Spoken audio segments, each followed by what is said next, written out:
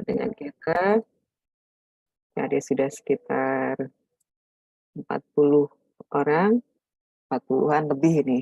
Nah, ini ada ya sepertinya, eee, yang biasa menemani juga di ya dengan KM Partner ini, teman-teman yang bergabung.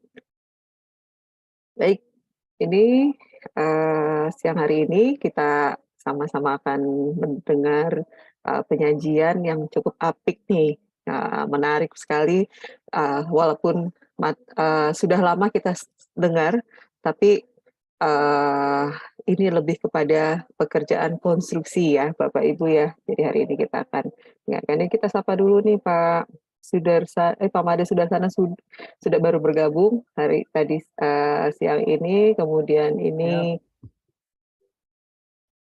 oke, baik. Saya izin untuk memulai, kegiatan kita pada siang hari ini. Assalamualaikum warahmatullahi wabarakatuh. Shalom, Waalaikumsalam. Om Swastiastu. Selamat Swastiastu. siang Bapak Ibu.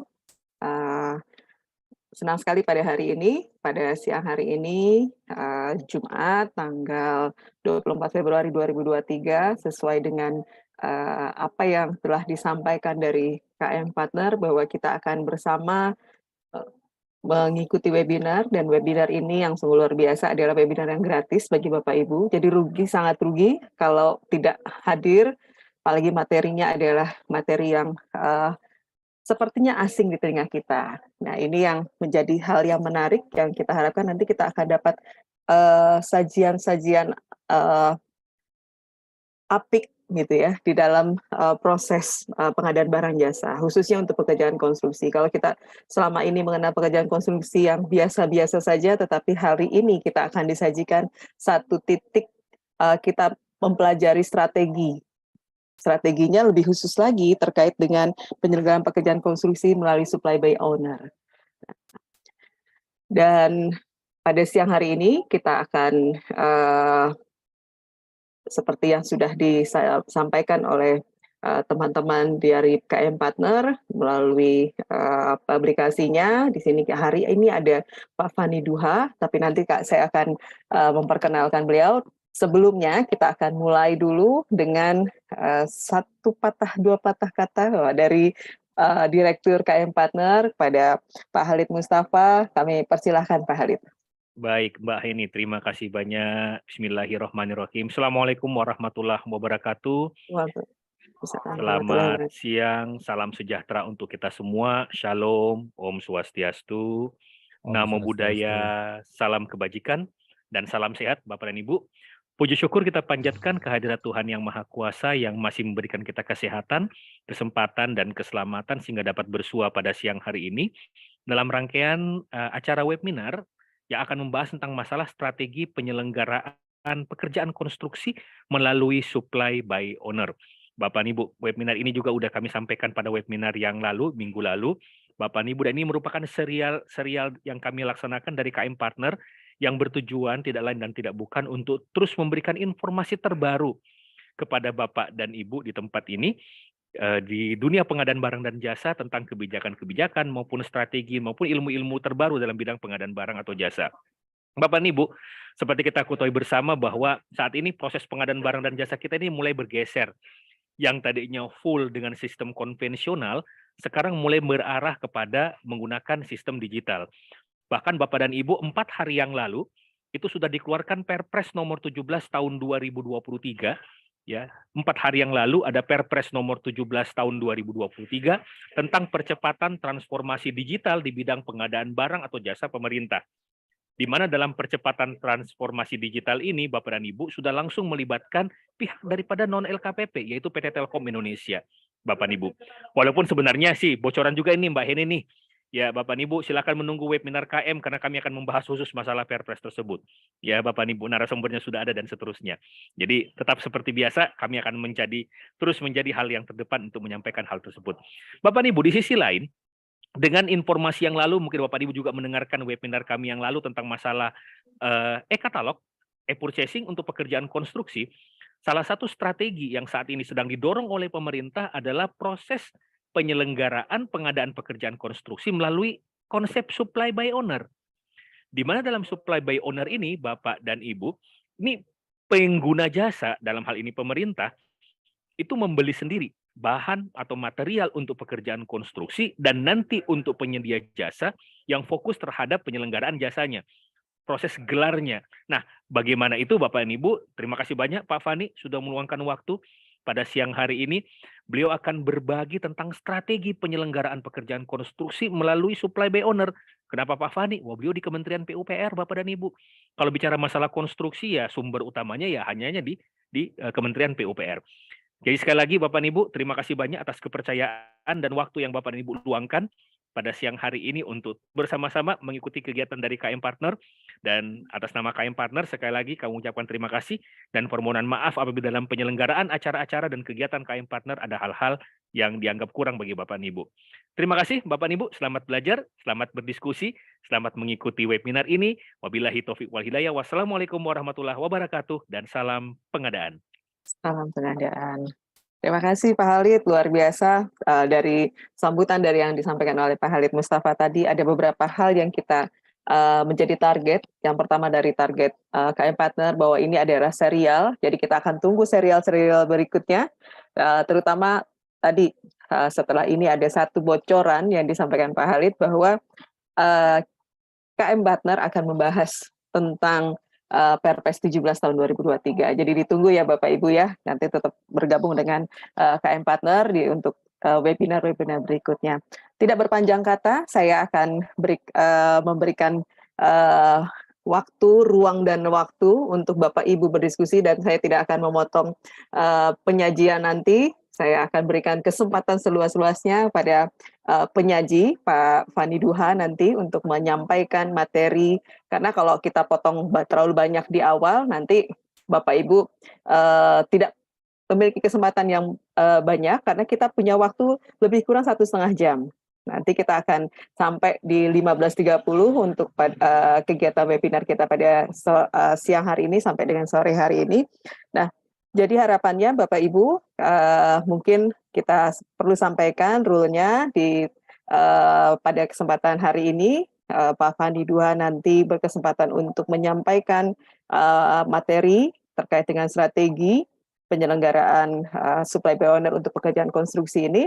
Kemudian nanti kita akan berikan kesempatan Bapak Ibu untuk bertanya dan perlu kami sampaikan bahwa kegiatan hari ini untuk kolom chat sementara pada saat penyajian materi kita akan off-kan sehingga Bapak Ibu benar-benar kami harapkan menyimak materi-materi yang disampaikan oleh Pak Fani Duha.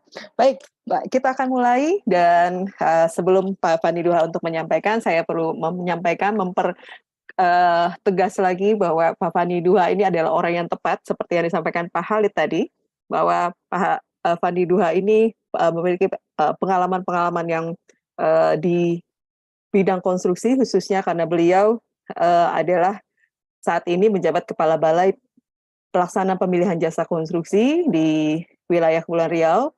Beliau penugasannya sebelum menjadi Kepala Balai, beliau berada ini juga masih di lingkup Kementerian PUPR gitu kan, di Balai Pelaksana Pemilihan Jasa Konstruksi ini, tapi sebelumnya beliau sudah dengan pengalaman-pengalamannya sudah menjejal aturan-aturan terkait dengan konstruksi, dijejali dengan aturan konstruksi dan beliau juga salah satu yang meramu dari aturan-aturan terkait dengan pekerjaan konstruksi.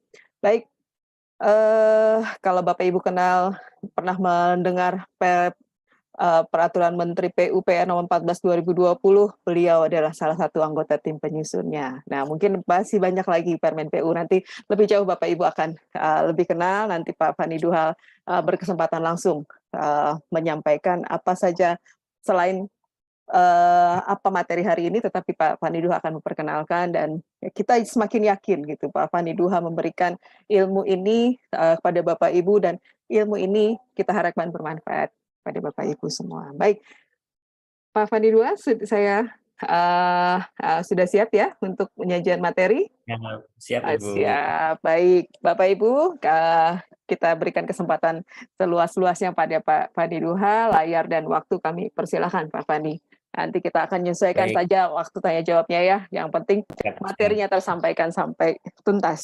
Baik, Baik. saya persilahkan Pak Fani Duhan. Ini Bismillahirrahmanirrahim. Assalamualaikum warahmatullahi wabarakatuh. Selamat siang Waalaikumsalam rekan-rekan semua. warahmatullahi. Selamat Selamat sore siang. di wilayah timur ya. Sudah jam 4 nih. Hari Ya. ini kami diundang Pak Ali. Terima kasih banyak untuk sharing lagi dengan teman-teman semua terkait dengan pengadaan penyelenggaraan jasa konstruksi lah ya, lebih pasnya ya. Karena kita bicara penyelenggaraan konstruksi secara utuh nih. Nah, saya langsung coba share screen aja Bapak Ibu semua ya, karena waktunya kita sangat terbatas, hanya sampai dengan pukul 3:30. Tapi mudah-mudahan bahan yang sudah kami siapkan nanti bisa kami sampaikan seluruhnya, karena juga tidak banyak kok nih, ya, tidak banyak yang kami siapkan. Tapi dengan yang sedikit ini mudah-mudahan bisa memberikan pencerahan ya kepada Bapak Ibu semua, sebenarnya apa sih yang dimaksud dengan supply by owner ini nih ya, supply by owner atau penyediaan bahan, material, peralatan oleh pengguna jasa atau oleh pemilik pekerjaan. Ya. Ini merupakan salah satu hal yang tadi disampaikan Pak Halid, cukup trending ya Bapak Ibu semuanya di akhir-akhir ini, mengingat ini menjadi salah satu hal yang nanti akan muncul dalam revisi Perpres PBJ kita. Nah, sebelum itu muncul, ada baiknya kita dari sekarang sudah mulai mencoba mengenal, mempelajari seperti apa, sehingga nantinya pada saat Perpresnya sudah keluar, sudah diundangkan, kita bisa langsung segera berjalan, segera mengeksekusi menggunakan metode tersebut, Bapak Ibu semua ya. Langsung saja, tadi sudah disampaikan oleh Mbak Heni, sudah diperkenalkan, nama saya Fani Duha, Bapak Ibu semua. Nomor kontak saya di 0813 7619 2983. Nah, terkait dengan materi hari ini sebenarnya ini sangat berkaitan dengan pendidikan saya di S2 kemarin, Bapak Ibu semua. Ya, jadi pada saat S2 kami mengambil jurusan Construction Contract Management atau manajemen kontrak konstruksi di Malaysia, dan salah satu isi kuliahnya adalah supply by owner ini. Ya, jadi bagaimana penerapan supply by owner di dalam pelaksanaan pekerjaan konstruksi. Ya, tapi waktu itu memang kita mengambil contoh pekerjaan-pekerjaan di negara-negara yang Commonwealth ya, yang menggunakan kontrak-kontrak dari Inggris ya, dari sana gitu. Tapi nanti bisa kita sesuaikan lebih lanjut lah dengan kondisi kita seperti apa. Oke, langsung saja Bapak Ibu semua ya rasanya. Nah, untuk mengenalkan supply by owner itu apa, saya coba antarkan dulu terkait dengan penyelenggaraan konstruksi dan rantai pasoknya Bapak Ibu semua ya. Jadi dalam suatu penyelenggaraan konstruksi tentu saja kita mengetahui ya bahwa yang namanya pekerjaan konstruksi itu sifatnya bukan hanya bisa dikerjakan oleh satu entitas saja, hanya oleh kontraktor saja, tapi kontraktor tadi terus membutuhkan banyak sumber daya untuk membantu sehingga bisa menyelesaikan pekerjaan konstruksi yang ditugaskan ya.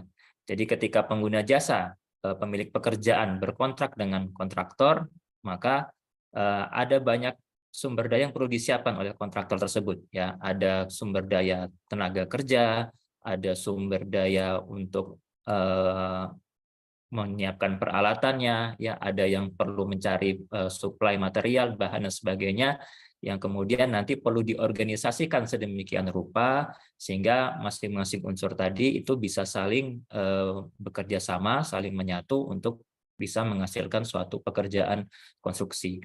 Nah, ini pola yang biasanya kita laksanakan selama ini Bapak Ibu semua ya. Jadi pengguna jasa kita berkontrak dengan seorang kontraktor generalis atau kontraktor umum yang kita kenal di dalam dunia konstruksi.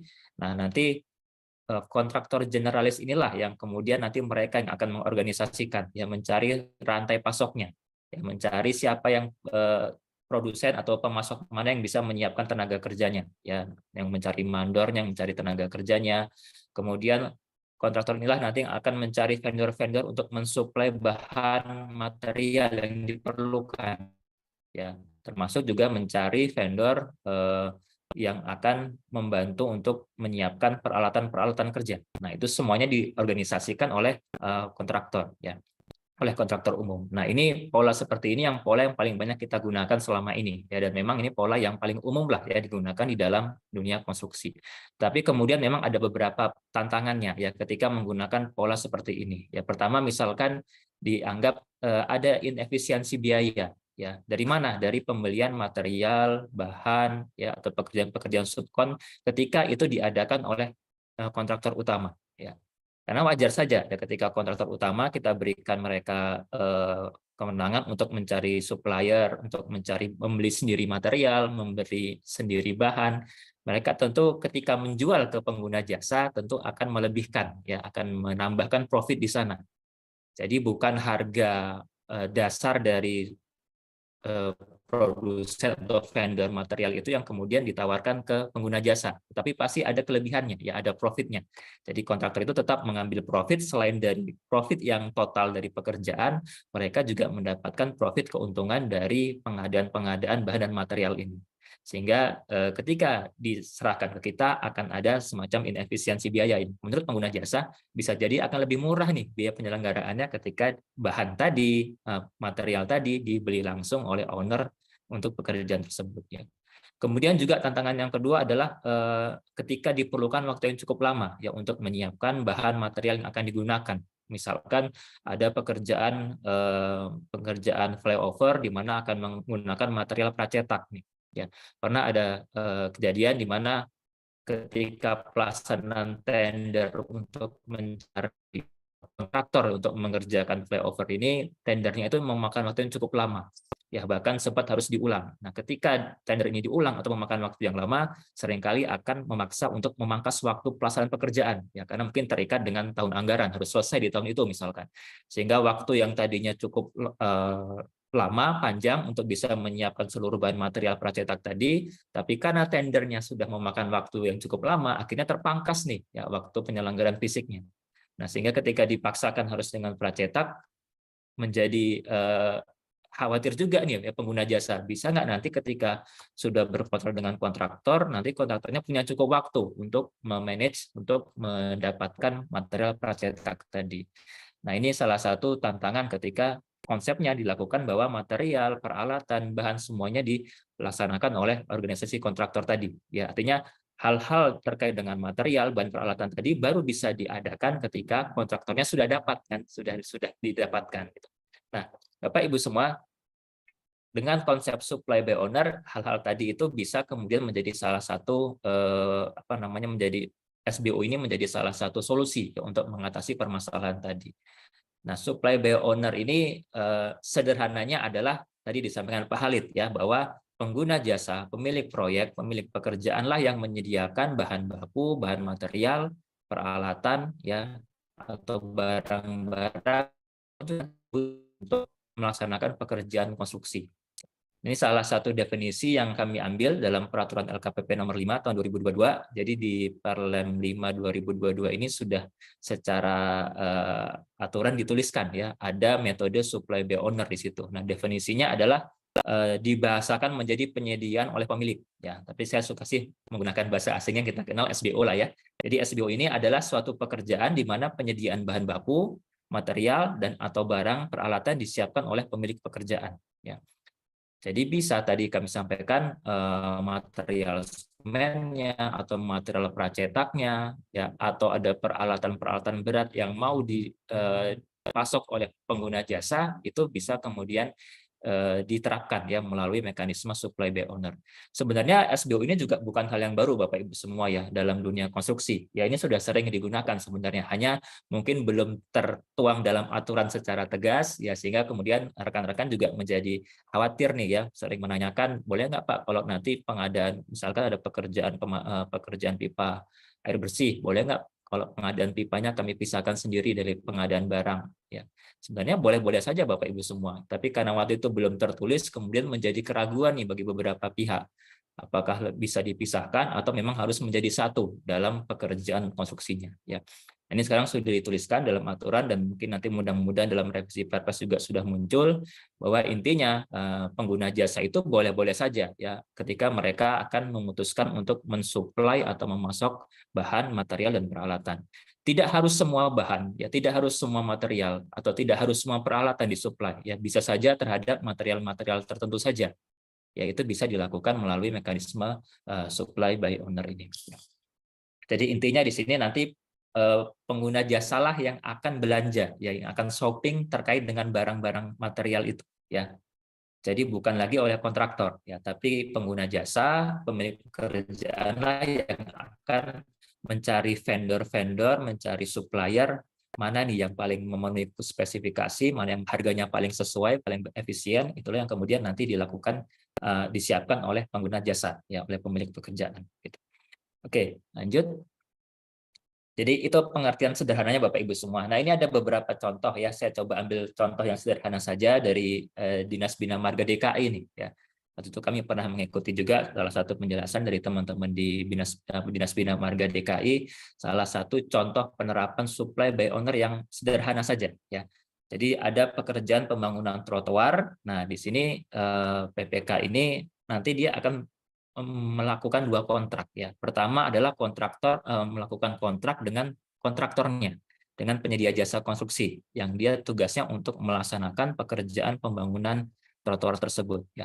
Tetapi ada salah satu bahan atau salah satu barang di dalam pembangunan trotoar ini yang kemudian dilakukan dengan mekanisme SBU ya. Artinya disediakan oleh PPK, yaitu terkait dengan barang ubin pengarahnya ya. Jadi ubin yang biasa digunakan untuk membantu teman-teman kita yang tunanetra ya. Jadi kan ada ubin yang warnanya kuning itulah. Nah, itu disediakan oleh PPK. Ya, jadi PPK nanti ada 2 kontrak di sini ya. Ada kontrak dengan kontraktornya, ada kontrak dengan vendor barangnya. Nah, inilah yang kemudian nanti harus di-manage sedemikian rupa sehingga nanti antara vendor penyedia barang dengan vendor penyedia jasa konstruksi ini bisa saling bekerja sama untuk melaksanakan pembangunan trotoar yang di situ sudah lengkap dengan ubin pengarahnya ya. Contoh lainnya ada pembangunan penerangan jalan umum ya, JU, ini juga hampir sama konsepnya ya. Jadi teman-teman Bina Marga untuk pekerjaan tiang lampu jalannya itu dilaksanakan melalui kontrak dengan kontraktor. Nah, tapi pada bagian LED-nya lampunya PPK melakukan pengadaan barang sendiri ya. Untuk pengadaan lampunya itu yang nanti kemudian disuplai oleh PPK kepada kontraktor ya pada saat pelaksanaan pekerjaan. Jadi ini contoh yang paling sederhana Bapak Ibu semua menggambarkan bagaimana konsep SBO ini bisa kita terapkan dalam pekerjaan konstruksi kita. Oke, nah kemudian apa keuntungan SBO Bapak Ibu SBO sorry ya. Jadi apa keuntungannya nih ya, kenapa kita dirasa perlu untuk memilih atau menerapkan SBO ini ya, supply by owner ya. Pertama tadi ya tentu saja ada potensi untuk kita bisa mendapatkan hasil pekerjaan konstruksi yang lebih efisien ya, yang lebih efisien atau yang lebih murah. Karena apa? Misalkan tadi ya, karena kita sendiri atau pengguna jasa sendiri yang akan mencari bahan-bahan material tadi ya. Jadi tidak ada biaya tambahan yang didapatkan ketika itu dilaksanakan oleh kontraktor umum ya. Tidak ada profit yang ditambahkan oleh kontraktor umum di situ ya. Karena kita mencari sendiri, pengguna jasa mencari sendiri, bisa saja kemudian pengguna jasa menyeleksi beberapa vendor, beberapa supplier yang spesifikasinya masuk, oh ternyata yang paling murah di vendor ini nih, ya kita beli dari sana. Ya, jadi ada potensi pengurangan biaya di sana. Ya, kemudian juga yang kedua adalah mengurangi resiko, ya terutama terkait dengan bisa jadi tadi contohnya yang mengurangi resiko keterlambatan bahan material yang sifatnya tadi sudah harus dibuat sebelum pekerjaan, ya barang-barang pracetak tadilah misalkan, ya. Tadi misalkan ada pekerjaan flyover, di mana salah satunya ada pengadaan pracetak untuk girdernya. Nah, kalau mengikuti waktu kontrak konstruksinya, tadi misalkan ternyata kontrak konstruksinya harus mundur, harus mengurangi waktu pelaksanaan pekerjaan, bisa jadi kemudian pekerjaan penyiapan girder pracetaknya nggak cukup waktu nih. Ya. Sehingga dalam kondisi seperti itu bisa kemudian pengguna jasa mengambil keputusan yang untuk girdernya kita cetak dulu nih ya, kita adakan pengadaan tersendiri dulu untuk pengadaan girdernya, nanti kemudian pelaksanaan konstruksinya ketika didapatkan kontraktornya.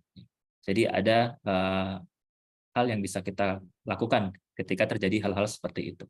Kemudian yang ketiga adalah mengontrol kualitas ya.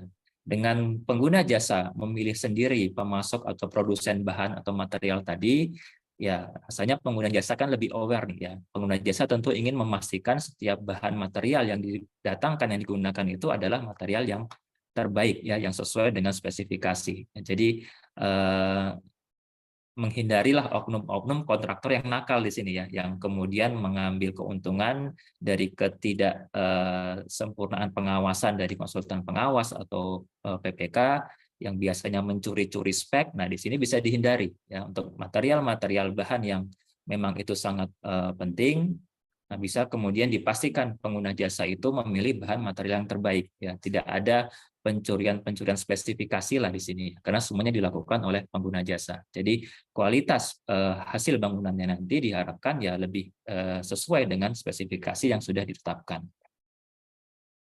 Nah, oke, itu kira-kira keuntungannya Bapak Ibu semua tadi ya, keuntungan dari penggunaan SBO ini. Nah, tetapi tentu saja ada tantangannya Bapak Ibu semua ya ketika kita akan mencoba menerapkan mekanisme supply by owner ini ya. Nah, tantangannya di mana? Yang paling kelihatan adalah tentu saja dalam tantangan untuk melakukan manajemen rantai pasok Bapak Ibu semua ya. Ketika tadi menggunakan konsep awal di mana owner hanya berkontrak dengan kontraktor umum, semua pengelolaan rantai pasok itu kan dilakukan oleh kontraktor ya. Kontraktorlah yang nanti akan mencari vendor-vendornya ya. Mereka yang akan mengatur kapan harus belanja bahan A, kapan harus mendatangkan peralatan B ya. Berapa banyak volume yang didatangkan. Itu semua di-manage, dikelola oleh kontraktor ya ketika dengan metode yang biasa tadi, konvensional ya. Tetapi ketika dengan SBO ini owner nanti kan tidak berkontrak hanya kepada kontraktor umum saja ya, tapi berkontrak dengan vendor ya, dengan supplier, dengan penyedia alat misalkan.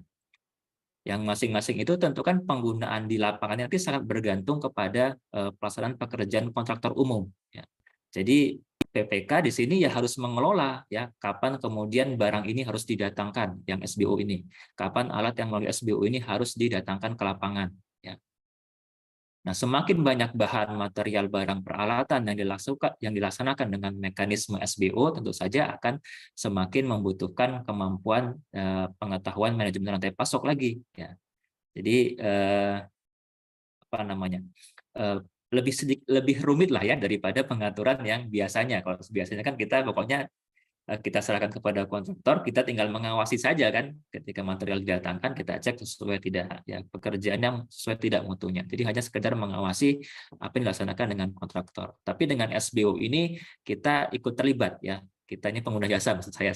Ini karena saya dari pengguna jasa jadi nyebut kita pengguna jasa. Jadi pengguna jasa ikut terlibat dalam mengelola manajemen rantai pasok ini. Nah,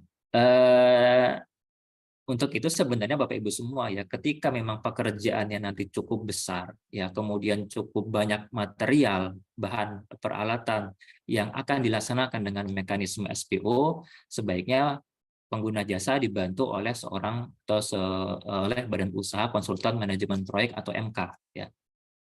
Kalau pekerjaan hanya sederhana, hanya satu misalkan yang disuplai oleh pengguna jasa, ya mungkin tidak perlu dengan ada bantuan konsultan. Ya. Tapi ketika tadi semakin banyak material bahan peralatan yang akan dilaksanakan dengan mekanisme SBO, kasihan PPK-nya kalau melaksanakan sendiri. Ya. Dengan konsep yang sekarang saja, PPK mungkin sudah jarang tidur tuh ya untuk mengawasi pekerjaan. Apalagi kalau kemudian harus melaksanakan mekanisme SBO tanpa dibantu oleh konsultan manajemen kontrak. Ya, disinilah nanti ada peran dari MK. Ya, jadi MK itu berkontrak dengan pengguna jasa, nah sebagai perpanjangan tangan. Ya, meskipun nanti kontrak-kontrak dengan vendornya itu adalah antara vendor dengan pengguna jasa, tapi nanti pengelolaan di lapangannya akan dibantu oleh pengendaliannya akan dibantu oleh konsultan MK. Nah, konsep ini sebenarnya sudah kami perkenalkan dalam PP 22 tahun 2020 Bapak Ibu semua ya. Jadi salah satu sistem penyelenggaraan konstruksi delivery system itu adalah manajemen konstruksi sebagai agen pengguna jasa. Jadi di PP 22 sebenarnya sudah kami coba angkat nih ya metode ini. Cuman waktu itu kan belum ditindaklanjuti dalam Perpres PBJ-nya ya sehingga belum applicable lah. Tapi sekarang dengan kalau ini akan digunakan SBO ini ketika pekerjaannya cukup kompleks, cukup besar nilainya, maka sebaiknya menggunakan konsultan MK sebagai agen pengguna jasa ya. Artinya di sini nanti MK inilah yang akan bertindak untuk membantu kita PPK sebagai pengguna jasa untuk tadi ya mengendalikan vendor-vendor tadi agar semuanya bisa bekerja secara sistem, menghasilkan satu pekerjaan konstruksi yang nanti hasilnya bisa sesuai dengan yang diperlukan. Ya. Baik, kami lanjut. Nah, kemudian apa resiko-resiko di dalam penerapan SBO, Bapak Ibu semua, ya. Jadi ada beberapa resiko yang memang perlu diperhatikan dulu nih ya ketika akan menggunakan SBO atau tidak. Ya, misalkan tadi terkait dengan resiko keterlambatan. Karena semuanya dari pengguna jasa, kemudian nanti ada hubungan dengan kontraktor, kapan kontraktor menyampaikan kebutuhan untuk material atau peralatan tersebut, maka ini perlu diatur ya, perlu diatur dalam rancangan kontrak, dalam kontrak antara pengguna sama kontraktor umum, bagaimana mekanisme penginformasian ya terkait dengan kebutuhan material dan peralatan yang itu datangnya dari SBO. Bisa juga keterlambatannya dari vendor atau suppliernya nih ya. Kontraktor sudah mengajukan jauh-jauh hari bahwa pada minggu sekian, tanggal sekian kami memerlukan material A sekian banyak ya. Kami membutuhkan peralatan ini ya dengan jumlah sekian. Tapi ternyata kemudian vendor atau supplier dari material atau alat tersebutlah yang tidak sanggup atau tidak memenuhi jadwal yang diminta ya. Ada risiko-risiko keterlambatan di sana. Nah, ini juga nanti perlu diatur dalam kontraknya ya. Bagaimana ketika terjadi hal seperti itu? Ya, siapa yang bertanggung jawab? Kemudian yang kedua adalah risiko kualitas ya. Jadi material-material bahan yang memang bersumber atau akan dilaksanakan dengan mekanisme SBO, maka ini pengguna jasa perlu memastikan ya kualitasnya sesuai atau tidak ya, yang didatangkan itu, yang dibeli itu sesuai atau tidak dengan spesifikasi. Kemudian juga bagaimana nanti ya terkait dengan pengirimannya, packagingnya ya, kemudian penyimpanannya di lapangan ya, kemudian permasalahan penggunaan ketika ditemukan kualitas di lapangan ternyata tidak sesuai. Nah, ini siapa yang bertanggung jawab? Ya, ini juga hal-hal yang nanti perlu diatur dalam kontraknya antara SBO ini ya, antara kontrak antara pengguna jasa dengan kontraktor utamanya seperti apa. Kemudian yang ketiga adalah resiko kualitas Bapak Ibu, resiko ketergantungan pada pemasok tertentu ya. Misalkan pengguna jasa sudah berkontrak dengan vendor A ya untuk mendatangkan material tulangan baja misalkan, tulangan besi beton misalkan ya dengan vendor A ini. Tapi kemudian pada saat pelaksanaan pekerjaan fisik ternyata vendor A ini bermasalah ya, entah suplainya tidak ada atau mungkin ada kejadian-kejadian tertentu sehingga vendor A ini tidak mampu untuk memenuhi permintaan tadi. Nah, ini bagaimana nih ya? Apakah kemudian berarti kan pengguna jasa harus mencari vendor lain ya, butuh waktu lagi ya, atau kemudian diserahkan kepada kontraktor untuk menindaklanjuti apakah membeli sendiri atau seperti apa ya. Nah, ini perlu dipertimbangkan juga ya ketika dalam penerapan SBO ada risiko seperti ini ya, di mana vendor yang sudah kita kontrak ya, pengguna jasa sudah berkontrak tapi ternyata tidak mampu untuk memenuhi suplai yang kita minta tadi. Kemudian yang berikutnya ada resiko perubahan akibat kondisi lapangan ya.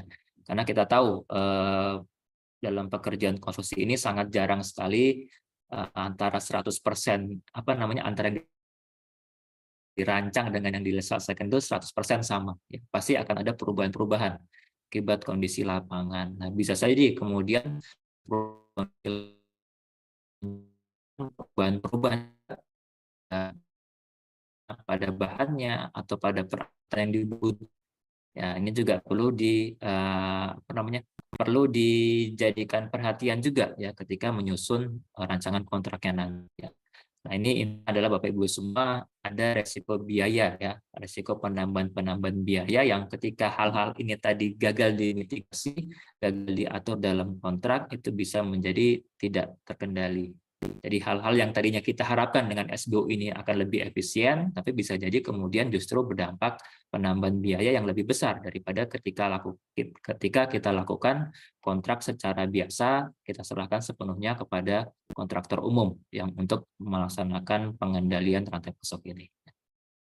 Oke, baik, lanjut. Nah, ini gambar Bapak Ibu semua kelola dari SBO ini sebenarnya sudah sudah seperti yang dicontohkan tadi ya dalam pekerjaan Dinas Bina Marga. Ya, jadi intinya pada saat nanti pengguna jasa akan menggunakan metode SBO ini, tentu yang pertama perlu mengidentifikasi terlebih dahulu Bapak Ibu semua. Ya, material apa, ya bahan apa, peralatan apa yang mau dilaksanakan dengan mekanisme SBO. Ya, sekali lagi tidak harus semuanya. Jadi bukan berarti ketika mau menggunakan metode SBO ini kemudian semuanya dipasok oleh pengguna jasa. Ya, tidak seperti itu. Tapi bisa jadi tadi mungkin ada hanya satu bahan saja yang disediakan oleh pengguna jasa, yang lainnya oleh kontraktor. Ya, itu silakan. Jadi diidentifikasi mana material-material, mana bahan-bahan, mana peralatan yang akan dilaksanakan dengan mekanisme SBO. Nah, nanti ketika sudah diidentifikasi, maka pengguna jasa kemudian melakukan proses pengadaan, ya procurement dengan para vendor, supplier, dan kemudian berkontrak ya dengan supplier atau material bahan tersebut. Ya, jadi di sini yang berkontrak itu antara yang berkontrak terkait dengan bahan ini bukan antara kontraktor umum dengan supplier, bukan ya, tapi pengguna jasa yang berkontrak dengan penyedia jasa material, bahan, dan peralatan. Nah, nanti pada saat proses tendernya, pada saat proses tender untuk mencari kontraktor generalis tadi, Pokja harus menyampaikan ya daftar bahan, material, peralatan yang akan dilaksanakan dengan SBO ya. Jadi nanti untuk bahan-bahan tadi otomatis penyedia jasa atau kontraktor peserta tender tidak akan menawarkan harga. Ya. Jadi kontraktor hanya menyediakan jasa pekerjaan pemasangan. Ini juga sebenarnya harus diperjelas juga nantinya. Ya, apakah SBO ini hanya sebatas menyiapkan material bahan, termasuk juga pemasangannya. Ya. Kadang-kadang kan ada ya, bahan material yang bukan hanya sekedar bahan, tapi juga include pemasangan. Ya, artinya seperti subkon lah. Nah, ini juga harus jelas ya, apakah seperti itu atau tidak ya, karena nanti akan berpengaruh kepada penawaran harga si kontraktor. Ya, jadi kalau hanya sekedar menyediakan jasa penyiapan material bahan saja, berarti nanti kontraktor akan menyediakan jasa pemasangannya. Ya.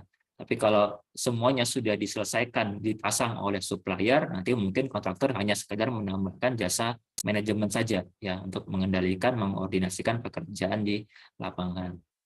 Kemudian nanti di dalam pekerjaan tentu saja yang sangat penting adalah bagaimana diatur mekanisme penginformasian dari kontraktor kepada pengguna jasa, kapan harus didatangkan material A, ya kapan harus didatangkan peralatan X, seperti itu. Karena sekali lagi tidak misalkan alat berat ya tidak selalu dari awal sampai akhir alat berat tersebut ada di dalam lokasi pekerjaan ya, untuk menyesuaikan dengan jenis pekerjaan yang sedang dilaksanakan. Karena itu perlu diatur dalam kontrak mekanisme penyampaiannya, pengaturan jadwalnya ya, sehingga nanti bisa disesuaikan juga dikomunikasikan dengan supplier atau vendor dari material bahan dan peralatan tadi ya.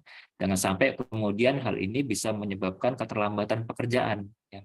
Karena sangat besar juga kemungkinannya Bapak Ibu semua ya, ketika ada miskomunikasi antara kontraktor dengan pengguna jasa, antara pengguna jasa dengan vendor, sangat besar juga kemungkinan nanti kemudian ada kebutuhan material, bahan peralatan yang baru datang di lokasi itu sudah behind schedule ya, sudah terlambat, sehingga akan memaksa pekerjaan juga akan menjadi terlambat secara keseluruhan ya. Kemudian pengguna jasa bertanggung jawab untuk memastikan bahwa material, bahan peralatan yang dibutuhkan tersedia tepat kualitas dan tepat waktu. Ya, jadi di sini kita pengguna jasa ya perlu memastikan juga ya mereka mencari material, mencari bahan, mencari peralatan yang memang sesuai dengan yang dibutuhkan untuk melaksanakan pekerjaan di lapangan. Oke, baik, lanjut. Nah, kemudian dengan resiko-resiko seperti tadi, klaim-klaim apa nih yang mungkin terjadi dalam penerapan SBO ya, klaim dari klaim dari kontraktor umum ya ketika melaksanakan pekerjaan dengan mekanisme SBO ya, misalkan klaim karena ada keterlambatan pasokan bahan, material atau peralatan ya, ini salah satu hal yang memang sangat mungkin terjadi Bapak Ibu semua ya, ketika dilaksanakan dengan mekanisme SBO maka perlu diatur dalam kontrak nih ya, bagaimana pengaturan ketika bahan, material, dan peralatan yang dalam konsep SBO ini itu menjadi terlambat. Kemudian yang kedua, karena penggunaan bahan material yang tidak sesuai spesifikasi ya. Jadi salah pengguna jasa ketika di tahap awal ketika mencari vendor supplier untuk material tadi, ternyata setelah didatangkan di lapangan bahan materialnya itu tidak sesuai spesifikasi ternyata. Nah, ini perlu diatur karena kan pasti akan berdampak kepada mundurnya pelaksanaan pekerjaan di lapangan.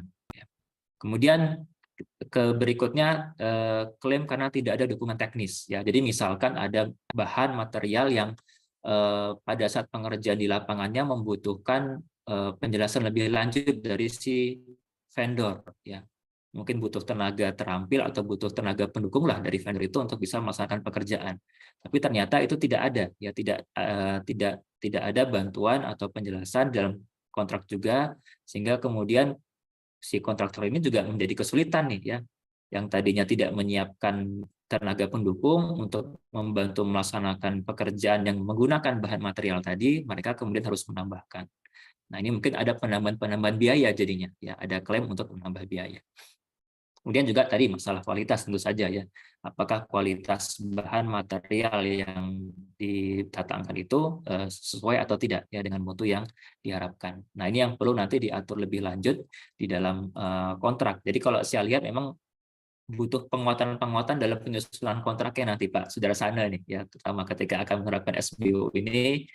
Kalau dari sisi dokumen pemilihan sih tidak terlalu banyak yang perlu disesuaikan, tapi justru lebih kepada kontraknya, ya kepada dokumen kontraknya yang perlu diperkuat sedemikian rupa sehingga bisa mengatur ya resiko-resiko tadi, hubungan kerja antara para vendor tadi, sehingga tidak itu menjadi permasalahan di kemudian hari nantinya. Kemudian, nah ini mungkin ada beberapa pertimbangan Bapak Ibu semua yang khususnya bagi teman-teman pengguna jasa ya ketika akan memilih menerapkan SBO ini perlu melihat dulu lah ya beberapa hal. Misalkan yang pertama tentu saja ya kapasitas dan pengalaman pengguna jasa sendiri ya teman-teman PPK sendiri. Apakah ketika akan melaksanakan SBO ini meyakini mampu atau tidak ya. Atau kalau belum punya pengalaman mungkin tadi ya dimulai dulu dari pekerjaan-pekerjaan yang sederhana ya. Jangan langsung coba menerapkan SBO ini untuk pekerjaan yang kompleks atau langsung dengan banyak bahan material yang mau di SBO-kan ya. Jadi mulai dari pekerjaan yang sederhana, kemudian juga mungkin 1-2 material saja sehingga bisa mengerti bagaimana mengelola rantai pasok tadi ya. Jadi butuh keyakinan diri lah ya, butuh kompetensi SDM untuk bisa melaksanakan pekerjaan-pekerjaan dengan mekanisme SBO ini ya. Kemudian juga perlu memperhatikan pengguna jasa perlu melihat juga ya ketersediaan dari pemasok dan produsen ya. Jangan sampai tadi ketika kita pengguna jasa berkontrak dengan vendor A tapi ternyata vendor A ini tidak mampu memenuhi volume yang kita perlukan pada saat pelaksanaan pekerjaan ya. Tidak mampu untuk mendatangkan ke lokasi pekerjaan sesuai dengan waktu yang kita perlukan, kita butuhkan ya. Akibatnya akan berdampak kepada mundurnya pekerjaan, tadi munculnya klaim-klaim dari kontraktor ya. Jadi kita juga perlu memastikan pemasok atau produsen yang akan kita kontrak untuk pembelian bahan material itu memang mereka juga produsen yang kita percayai ya mampu melaksanakan pekerjaan nantinya ya. Kemudian juga kemampuan negosiasi ya. Ini khususnya karena tapi kalau dengan mekanisme tender pengadaan barang sih pengadaan untuk barang-barang yang akan di-SBO-kan sih sudah clear lah ya. Artinya kita tidak perlu negosiasi lagi. Tapi mungkin negosiasi di sini nanti lebih ke arah negosiasi antara di pekerja di lapangannya ya antara kontraktor utama, kemudian bagaimana kita menegosiasikan juga nanti dengan si vendornya ya agar masing-masing bisa saling bekerja. Kemudian berikutnya mungkin hal lain yang perlu dipertimbangkan adalah ya resiko dan biaya ya. Dengan sedemikian resiko-resiko tadi yang kita sudah coba diskusikan, apakah kemudian kita bisa melakukan mitigasi-mitigasinya ya. Apakah lebih besar manfaatnya daripada resiko atau sebaliknya ya resikonya lebih besar nih daripada manfaatnya ya. Kalau gitu mungkin ya lebih baik kita gunakan metode yang konvensional saja ya. Kemudian biaya ya sejauh mana efisiensi biaya yang bisa kita dapatkan nih ya ketika kita menggunakan metode SBO ya, kita bandingkan lagi dengan resiko penambahan biayanya. Kalau yang masih bisa lebih efisien ya kenapa tidak kita menggunakan metode SBO ini ya. Kemudian waktu dan pengelolaan proyek ya ini juga perlu dipertimbangkan terkait dengan tadi ya, mendatangkan misalkan lokasi pekerjaan kita di lokasi yang remote atau jauh dari kota. Nah ini bagaimana ini ya, kalau dengan menggunakan mekanisme SBO, vendor kita mampu nggak nih mendatangkan alat ke sana ya. Kemudian kemudian perencanaan yang matang Bapak Ibu semua ya, perencanaan yang matang tentu saja setiap pekerjaan konstruksi ya, apapun metodenya, mau metode yang tradisional, metode design build, ya, metode SBO, ya semuanya harus kita rencanakan yang matang ya sebaik-baiknya ya, karena perencanaan inilah sumber dari keberhasilan kita ya. Kalau kita gagal merencanakan kan sama artinya kita merencanakan kegagalan. Jadi pastikan dulu ya segala hal kapasitas kita mampu, kita bisa memitigasi resikonya, kemudian pemasok atau vendornya itu sudah cukup tersedia, baru kemudian kita putuskan untuk menggunakan mekanisme SBO ini. Ya. Nah, kemudian juga saya coba sampaikan ya kriteria-kriteria pekerjaan konstruksi yang kira-kira cocok menggunakan SBO atau supply by owner. Ya. Pertama mungkin bisa dilihat dari ukuran pekerjaannya Bapak Ibu semua ya. Jadi semakin besar pekerjaan, tentu memang akan semakin banyak kebutuhan atau volume material barang peralatannya. Artinya sebesar juga potensi manfaat efisiensi yang kita dapatkan kalau kita bisa mengelola rantai pasok tadi dengan efektif. Ya. Jadi semakin banyak bahan yang bisa kita lakukan dengan mekanisme SBO, semakin efisiensi ya biaya pengerjaannya. Ya. Kemudian yang kedua adalah jenis pekerjaan. Ya, lebih cocok kalau pekerjaan mekanisme SBO ini kita gunakan untuk pekerjaan-pekerjaan yang berulang. Ya, yang artinya misalkan pekerjaan pembangunan jalan nih ya, kita kan sudah ada di setiap tahun nih, kita bisa melakukan SBO untuk aspalnya misalkan ya. Jadi kita bisa kontrak payung dengan vendor aspal ya, dengan vendor AMP misalkan untuk mereka yang mensuplai aspal tadi atau hot mix gitu ya, sehingga investasi kita juga akan lebih murah ya, karena kontraknya panjang, volumenya besar, tentu saja vendor akan menawarkan biaya yang lebih murah. Kemudian yang ketiga, kalau pekerjaan kita itu kita identifikasi ternyata pemasoknya terbatas nih, ya artinya penyedia peralatannya atau penyedia materialnya itu terbatas malah hanya satu nih, ya maka daripada itu kita kompetisikan kepada penyedia jasa untuk mereka masing-masing mendekat kepada si supplier atau vendor tadi, ya lebih baik vendor atau supplier tadi yang kita kontrak dengan pengguna jasa ya, kita kontrak nanti siapapun peserta tender yang menang ya dia datang kepada vendor tadi gitu.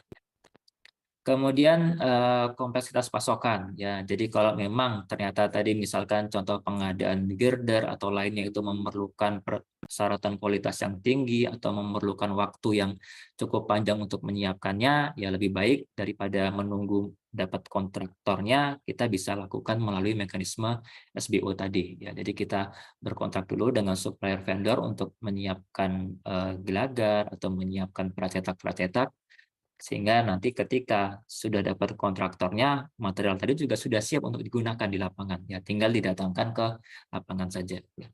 Kemudian yang kelima mungkin ada kebijakan keberpihakan, ini mungkin dari sisi pemerintah lah ya. Jadi dengan mekanisme SBO ini sangat cocok untuk mendorong keterlibatan dari usaha-usaha kecil atau usaha setempat ya, atau usaha spesialis ya. Karena kan proses untuk pengadaan material barangnya itu kan bisa dilakukan oleh pengguna jasa. Ya, jadi kita bisa mendorong keterlibatan usaha kecil dan setempat. Ketimbang kalau diserahkan kepada kontraktor umum, ya bisa saja mereka membawa rantai pasok dari tempat lain. Ya, misalkan pekerjaannya di Bengkulu, tenaga kerjanya dari Jawa. Ya, pekerjaannya di Sulawesi mendatangkan tenaga kerjanya dari daerah lain, gitu. Ya, atau membeli barang dari tempat lain ya di luar provinsi tersebut. Nah, ini dengan mekanisme SBO ini pengguna jasa bisa kemudian lebih mengoptimalkan peran dari usaha setempat. Nah, itu kira-kira Bapak Ibu semua kriteria-kriteria pekerjaan yang cocok dengan SBO. Artinya sebenarnya kalau dari sisi jenis pekerjaan apapun dia bisa saja dengan yang di bawah 15 miliar sampai dengan di atas 100 miliar, mau pakai SBO pun bisa ya. Atau pekerjaan yang non kompleks dengan yang kompleks mau menggunakan SBO pun bisa. Ya, tinggal tadi kita mungkin melihat kepada hal-hal tadi, kemampuan kita apakah memang ini lebih menguntungkan dengan SBO atau tidak. Kemudian kalau terkait dengan material bahan apa sih ya atau peralatan apa sih yang pas untuk dilakukan dengan mekanisme SBO? Ya, intinya perlu kita perhatikan dari sisi ketersediaannya ya, dia cukup untuk memenuhi kebutuhan pekerjaan kita ya. Jangan sampai tadi kita sudah berkontrak dengan supplier A tapi ternyata produksi dia atau volume yang dia miliki itu tidak cukup ya untuk memenuhi kebutuhan di pekerjaan konstruksi kita nantinya. Kemudian dari sisi kualitas tentu saja kita perlu memastikan bahan material peralatan yang mau di SBO-kan itu kita yakini kualitasnya sesuai ya dengan standar pekerjaan. Kemudian dari sisi harga ya tetap diperhatikan, apalagi kita dari sisi keuangan negara perlu memastikan setiap material bahan peralatan ini memiliki harga yang wajar dan sesuai dengan anggaran ya. Jadi jangan juga kemudian karena material yang di SBO-kan kita suka-suka juga ya dalam menetapkan harga. Kemudian waktu ya perhatikan apakah vendor itu mampu untuk mendatangkan atau mengirimkan barang peralatan tepat waktu ya, jadi ada jaminan tepat waktunya. Kemudian juga keandalannya ya dalam proses pengiriman, bagaimana tingkat resikonya, bagaimana vendor itu bisa melakukan mitigasi untuk mencegah timbulnya kerusakan-kerusakan pada saat pengiriman dari material atau bahan tadi ya. Kemudian juga kompatibilitasnya ya, artinya memang bahan material peralatan yang mau di SBO-kan ini memang sesuai dengan kondisi di lapangan ya. Jangan pula nanti berbeda antara yang didatangkan dengan yang diperlukan di lapangan.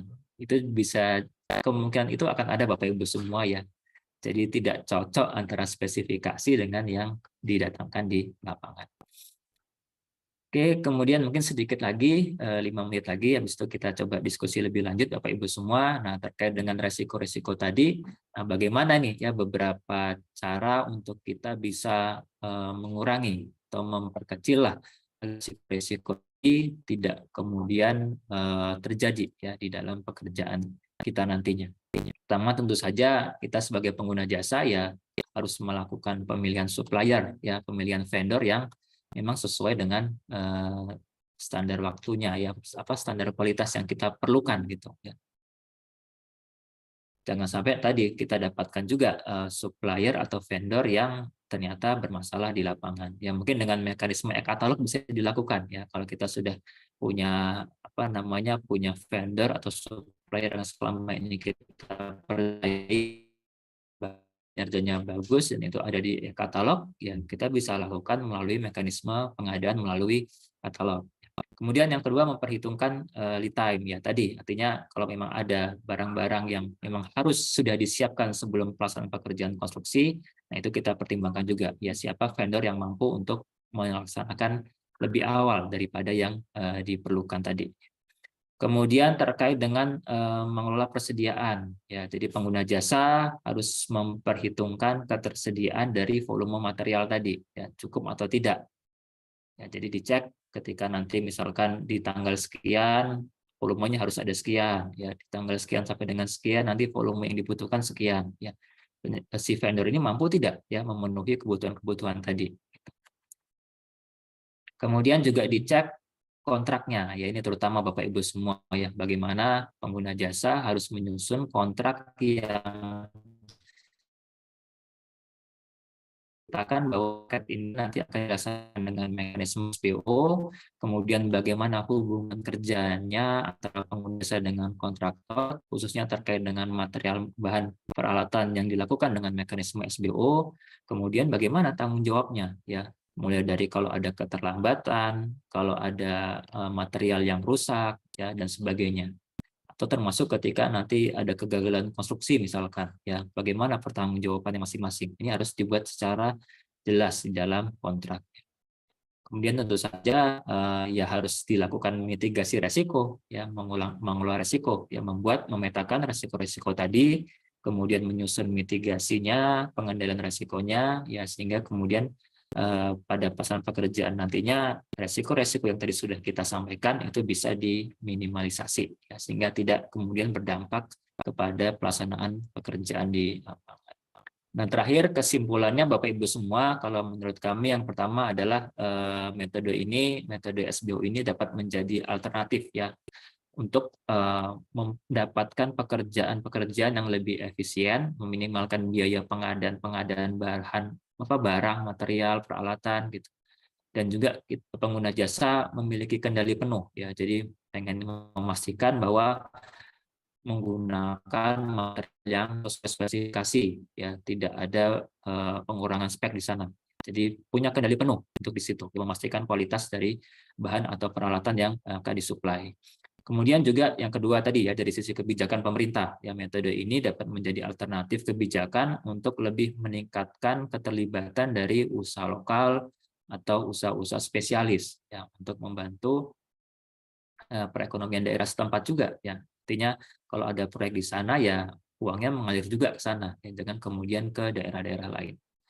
Kemudian yang ketiga, pengguna jasa perlu memperhatikan resiko dan kompleksitas pengelolaan ya. Dari sekian resiko tadi, dari sekian gambaran besar bagaimana SBO tadi, ya perlu diperhatikan kesiapan dari pengguna jasa ya, apakah mampu atau tidak mengelola sedemikian besar resiko tadi ya, kemudian bagaimana mitigasinya. Kemudian sebaiknya ada bantuan ya, Bapak pengguna jasa bisa berkontrak dengan konsultan manajemen proyek, salah ketik itu ya, konsultan MP atau manajemen konstruksi untuk membantu mengelola rantai pasok dari pekerjaan nantinya di lapangan. Kemudian untuk potensi penerapannya, saya pikir pertama bisa menjadi salah satu alternatif untuk peralatan-peralatan yang terikat kepada jarak lokasi nih ya, misalkan untuk kita untuk yang AMP atau batching plan ini kita laksanakan melalui mekanisme SBO ya. Karena biasanya kan ya untuk untuk pekerjaan hotmix itu kan kita punya standar teknis lah ya, bahwa AMP itu harus misalkan 100 km atau harus maksimal 2 jam perjalanan sudah sampai di lokasi. Nah, sedangkan persyaratan tender yang sekarang tidak mensyaratkan lokasi pekerjaan peralatan nih. Nah, jadi bisa saja pekerjaannya di Jakarta, AMP yang ditawarkan dari Sulawesi misalkan. Nah, kekhawatiran terkait dengan peralatan yang seperti itu yang terikat kepada jarak lokasi, maka bisa kita lakukan dengan mekanisme SBO ya. Ya sudah, pengguna jasa saja yang berkontrak dengan AMP terdekat dari lokasi pekerjaan. Pengguna jasa PPK saja yang berkontrak dengan batching plan yang terdekat dengan lokasi pekerjaan ya, sehingga nanti siapapun peserta tendernya sudah kita yakini AMP atau produksi batching plan-nya itu sesuai dengan spesifikasi ya, karena jaraknya memang yang terdekat dengan lokasi pekerjaan. Kemudian yang kedua juga metode SBO ini dapat menjadi alternatif solusi untuk permasalahan material, bahan atau peralatan yang selama ini cenderung ditawar sangat rendah oleh para peserta tender ya, yang banting-bantingan harga di situ.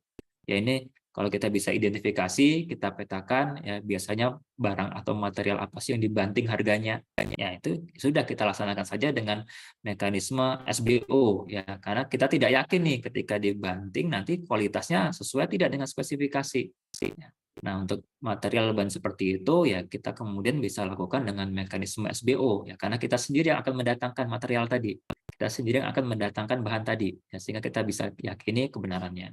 Kemudian yang terakhir, metode SBO ini dapat menjadi alternatif solusi untuk permasalahan material bahan peralatan yang penyedianya sangat terbatas. Ya, misalkan di daerah ini terkait dengan AMP tadilah hanya ada satu nih penyedia jasa AMP. Ya, daripada kita mensyaratkan harus harus menyampaikan surat dukungan AMP dalam proses tender.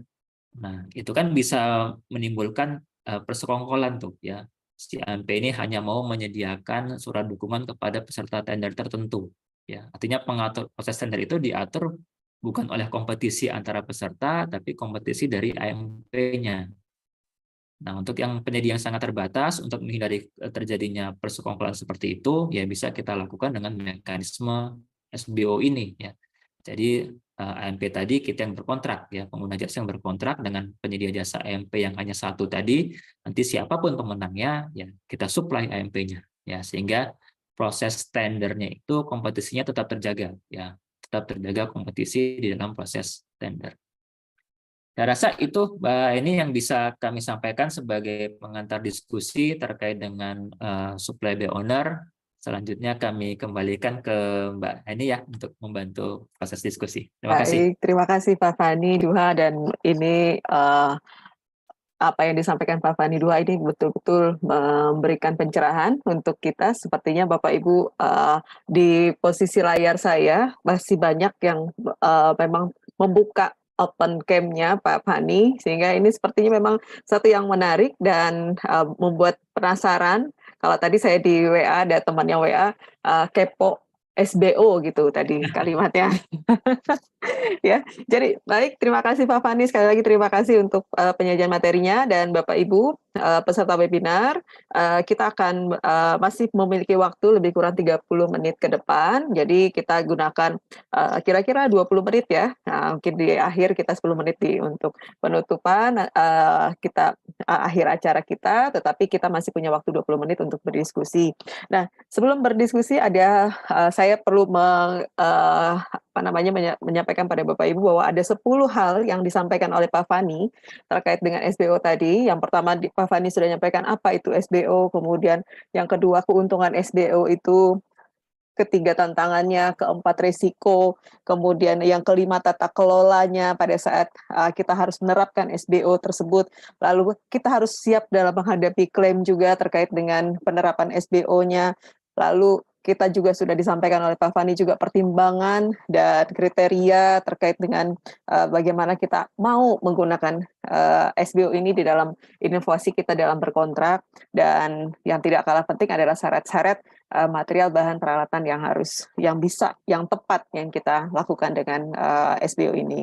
Dan di akhir tadi Pak Fani juga menyampaikan kesimpulan. Nah, kalau kita perhatikan kesimpulan ini sudah sangat perlu pertimbangan. Nah, kalau pertimbangan pada saat penerapan SBO, kita juga harus dari awal ya Pak Fani ya, kita menerapkan pada saat kita melakukan perencanaan. Nah, ini tidak terlepas dari Bapak Ibu bagaimana mengidentifikasi pekerjaan apa, target apa. Karena namanya tadi di judul webinar kita adalah strategi. Berarti kita fokus untuk mencapai tujuan dan sasaran kita di konstruksi ini. Baik, Bapak Ibu,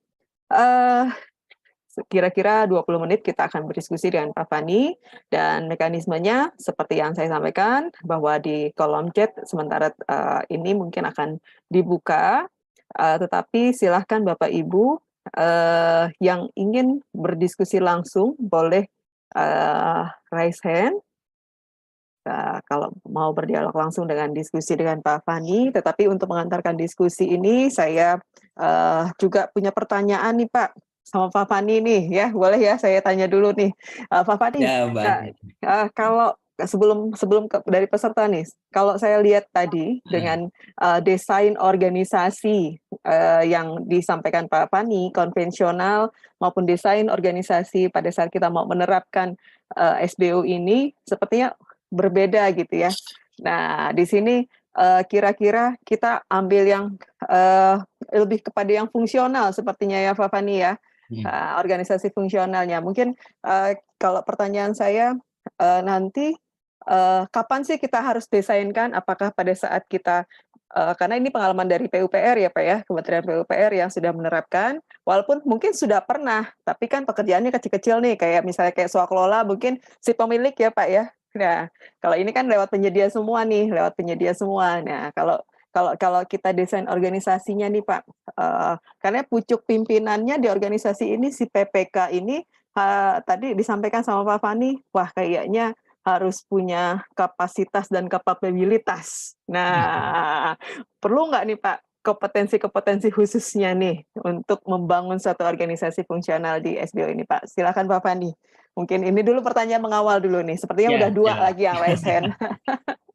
Terima kasih Mbak Heni, Bapak Ibu semua. Ya, jadi memang terkait dengan pemetaan fungsi tadi Bapak Ibu semua, ya memang sebaiknya dari awal nih ya, ketika kita akan merencanakan dengan menggunakan konsep SBO, dari awal juga sudah kita siapkan nih bagaimana tata kelolanya Mbak Heni dari masing-masing kontraktor utama seperti apa, posisinya bagaimana, kemudian vendor dan supplier itu juga kemudian bagaimana nanti hubungan kerjanya dengan si kontraktor utama dan pengguna jasa. Ya. Jadi dari awal memang sudah kita rencanakan dengan matang apa material yang mau kita SPO-kan, termasuk juga bagaimana nanti tata kelolanya, fungsinya di lapangan. Ya. Struktur organisasi tadi sudah kita atur juga, ya sehingga ketika nanti benar-benar akan dilaksanakan dengan mekanisme SBO, semua sudah tinggal berjalan saja nih Mbak Heni. Ya. Bukan nanti pada saat berkontrak baru diatur, baru kebingungan nih kan, nanti gimana ya pengaturan pembagian tugasnya antara vendor dengan kontraktor utama. Apakah ada hubungan kerjanya antara mereka, atau semuanya lewat PPK, atau seperti apa.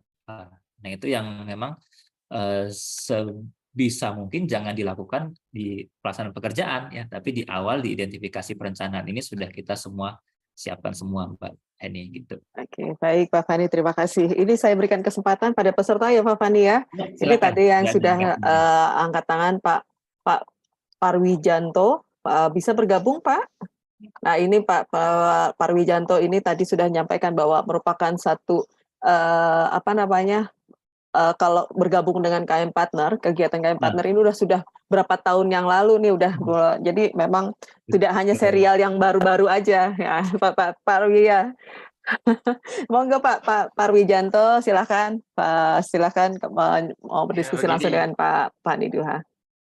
Begini Pak Fani, saya kan dari di Rasta itu udah ada 60 tahun kali ya sampai dengan hari ini. Jadi emang selalu dari dulu itu aturan itu selalu indah Pak. Jadi kadang-kadang peraturan itu maksudnya sih baik, tapi kenyataan di lapangan itu malah membuat tidak baik sebenarnya gitu. Jadi umpamanya kita memaksakan suatu syarat yang di kenyataannya itu syarat itu tidak bisa dipenuhi kenyataannya gitu. Nah, tapi supaya untuk menunjang formalitas akhirnya dibuat memenuhi, padahal kalau faktanya sih nggak akan bisa memenuhi itu Pak. Itu penyakit puluhan tahun, selalu aja banyak aturan tapi tidak pernah kena, mungkin yang di atas kan jarang ya, menakan di bawah dulu dari awal terus menguliakannya. Kan dia cuma berdasarkan data, berdasarkan kalau statistik aja bahwa itu memang idealnya begitulah gitu. Tapi kadang-kadang itu di lapangan menciptakan sesuatu yang palsu gitu Pak. Yang sepanjang sejarah yang saya tahu Pak, karena kebetulan saya selalu di lapangan ya Pak ya, di konsultan, jadi saya tahu persis gitu. Terus kemudian di atasnya bagaimana membuatnya. Nah itu mungkin kalau untuk BUMN sih mungkin ya, dari dulu kan soalnya saya pernah di BUMN ya, dari tahun 64 sampai 83 itu di BUMN Pak. Jadi kerja BUMN yang dimungkinkan itu. Jadi kalau untuk swasta tuh rasanya relatif sulit lah, kebanyakan aturan, dan kebetulan PPK juga saya kira nggak punya kemampuan sama gitu Pak. Betul. Jadinya nanti kalau orang Jerman bilang Pak Baliut gitu nantinya Pak. Jadi menambah gitu. Emang idealnya begitu. Saya selalu memperhatikan. Dan itu katanya rupanya tadi malam saya ikuti kan ada soalnya kontrak payung. Mungkin ini ada hubungan dengan kontrak payung ya Pak ya. Betul Pak. Itu aja Pak komen saya, terima kasih. Oke, terima kasih Pak Parwijanto. Ini Pak Parwijanto komentar nih Pak Fani terkait dengan ini aturan sepertinya PRK LKPP 5 2022 mungkin ya, karena munculnya di situ ya Pak Fani ya. Nah, mungkin bisa dikomentari komennya Pak Parwijanto nih Pak Fani, silahkan Pak. Siap, makasih banyak Pak Parwijanto ini. Ya, jadi memang Bapak Ibu semua ya, apapun project delivery-nya, mau yang konvensional, mau design and build, mau tadi dengan menggunakan supply by owner, semuanya itu kan hanya metode, yang masing-masing ada kelebihannya, ada kekurangannya. Ya. Artinya memang kembali kepada pihak yang berkontrak nantinya, ya apakah sanggup mengelola atau tidak, kompeten atau tidak, ya pengguna jasa dalam hal ini BPK mungkin sudah mengenal dengan baik belum seperti apa ini metode yang mau digunakan ya.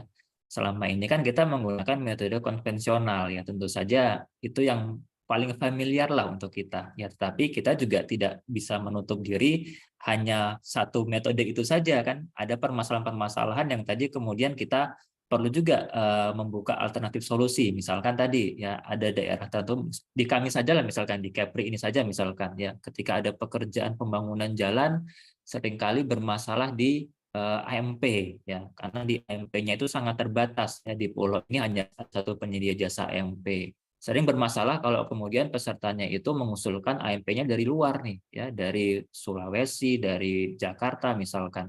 Untuk membangun AMP-nya saja sudah butuh waktu ya ketika mau bangun AMP di sini. Nah, tapi permasalahan seperti itu bisa selesai dengan mekanisme SBO ini ya. Jadi pengguna jasa kami berkontrak dengan penyedia AMP tadi ya. Jadi bukan kita lagi serahkan kepada peserta tender ya, tapi kita pengguna jasa berkontrak dulu dengan si penyedia jasa AMP sehingga nanti siapapun peserta tender atau pelaksana pembangunan jalan yang akan datang ke situ, kita supply AMP-nya ya, kita supply material aspalnya gitu. Jadi dari sisi metode ini memang kita membutuhkan kompetensi, kapabilitas dari teman-teman pengguna jasa tadi ya. Jadi tidak bisa ini hanya sekedar dengan regulasi, kalau kemudian implementasinya bermasalah ya bisa jadi Pak Parianto mungkin regulasinya kurang jelas, bisa jadi ya. Yang kedua juga mungkin dari sisi kompetensinya tadi ya, teman-teman PPK penyedia jasa juga mungkin sama-sama masih belajar terhadap konsep ini sehingga belum familiar, sehingga ada 1-2 bermasalah di lapangan gitu. Tapi kalau menurut saya bagaimanapun ya kita mencoba mempelajari dulu Bapak Ibu semua terkait dengan SBO ini ya. Kita coba lihat sisi baiknya di mana, sisi jeleknya di mana, kita coba mitigasi sisi jeleknya. Kalau memang itu bisa membawa manfaat untuk pekerjaan kita, kenapa tidak kita terapkan? Mungkin gitu Pak Parianto, Bu Eni ya. Terus Baik, tadi sorry, kedua ya kontrak payung ya. Ya, kontrak payung. Nah, kontrak payung bisa jadi ada kaitannya dengan metode SBO ini Bapak Ibu semua ya. Jadi kontrak payung ini bisa digunakan oleh pengguna jasa untuk material atau bahan yang memang mau nanti disuplai, yang dipasok ya.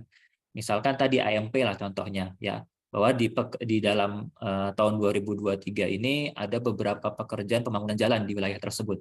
Ya, bisa kemudian kita lakukan kontrak payung dengan penyedia jasa AMP untuk sepanjang tahun 2023 ini, tolong sediakan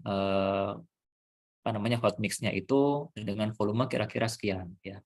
Nanti penggunaannya akan diatur ketika kontrak pembangunan jalannya mulai dilaksanakan ya. Mungkin bulan sekian sampai dengan sekian ada kontrak pembangunan jalan membutuhkan dengan volume sekian. Nanti di bulan berikutnya nanti ada lagi gitu. Jadi bisa dilakukan kontrak payung untuk bahan materialnya tadi ya. Makanya memang salah satu efisiensi yang bisa kita dapatkan dengan SBO ini kalau kita bisa mengidentifikasi pekerjaan-pekerjaan yang berulang nih ya, material bahannya itu banyak kita gunakan ya, sering kita gunakan. Itu bisa kita lakukan dengan SBO dengan mekanisme kontrak payung. Demikian Mbak Heni, Pak Parianto ya. Terima kasih Pak Fani. Jadi bahwa konsep SBO ini sangat tergantung bagaimana kita melihat hasil dari identifikasi kita ya Pak ya. Memang di awal tadi sudah disampaikan Pak Fani bahwa resiko pasti ada, tetapi bagaimana kita mengurangi resiko terkait ini kita perlu riset pemilihan gitu ya Pak ya, terkait dengan apa yang kita penerapan SBO ini. Nah, yang kedua tadi kontrak payung, iya Pak Parwi, mungkin ini adalah salah satu nanti yang menjadi kita mengikat dulu si pemasok gitu ya, pemasok bahan material kita, peralatan kita. Nah, ini yang bisa kita sajikan dengan inovasi dengan kontrak payung. Baik, terima kasih Pak Parwianto. Dan Pak Parwianto, ini saya boleh baca chat ya untuk Pak Parwi. Ini ada satu chat dari Pak Insur Yunus Alruan. Pak Parwianto ini katanya sudah sepuh banget, seharusnya sudah jadi narasumber.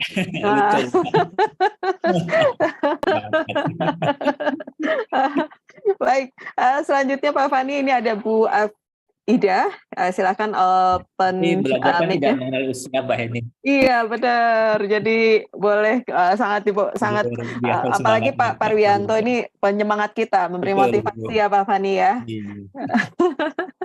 Silakan Bu Afida. Ya, selamat sore Pak Fani. Selamat sore Bu Fani. Mohon izin bertanya, mungkin kalau terkait dengan SPO. Ibu boleh kenalan dulu, Bu. Oke, saya Ibu Afida dari PPJ Muda Kabupaten Probolinggo. Yang saya tanyakan mungkin hanya ke ini ya, tugasnya Pokja pemilihan ya. Kalau PPK mungkin sudah ini ya ranahnya PPK. Pada saat paket ini menggunakan ini Pak supply by owner ya. Berarti pada saat apakah pada saat itu sudah disampaikan di ini ya persiapan pengadaan ya, oleh PPK-nya sehingga kita bisa ini menyesuaikan dokumen pemilihan kita yang dibutuhkan apa kan ini ada material juga bisa, alat juga bisa. Berarti nanti pada saat dokumen pemilihan itu kita review, PPK sudah menyiapkan itu ya Pak. Yang pertama itu, yang kedua pada saat review itu berarti secara teknis ya, HPS itu sudah dipisah oleh PPK nih, mana yang dikontrakkan secara tender dan mana yang di supply by owner. Seperti itu Pak. Mohon pencerahan. Baik. Terima kasih Bu Afida. Ini Bu Afida sudah siap-siap nih Pak Fani, sudah mau praktek nih terkait SBO. Kayaknya udah mau menerapkan ini. Iya, takutnya kan karena di sini paket yang banyak tapi mungkin kita kan beberapa paket sudah dari Bina Marga sudah insya Allah sudah e-purchase ya. Tetapi beberapa juga yang kemarin ada beberapa juga yang memang baru kajian telaah. Tetapi masih ada beberapa paket yang disampaikan oleh Dinas PU untuk ditender, takutnya nanti mereka sudah melaksanakan ini ya Pak gitu loh SPO, sehingga kita kan harus menyiapkan diri dan menyesuaikan sebagai Pokja. Wah, mantap ini Bu Afida di Pokja di Probolinggo. Tender nanti gitu, soalnya kan harus menyesuaikan semuanya gitu. Betul.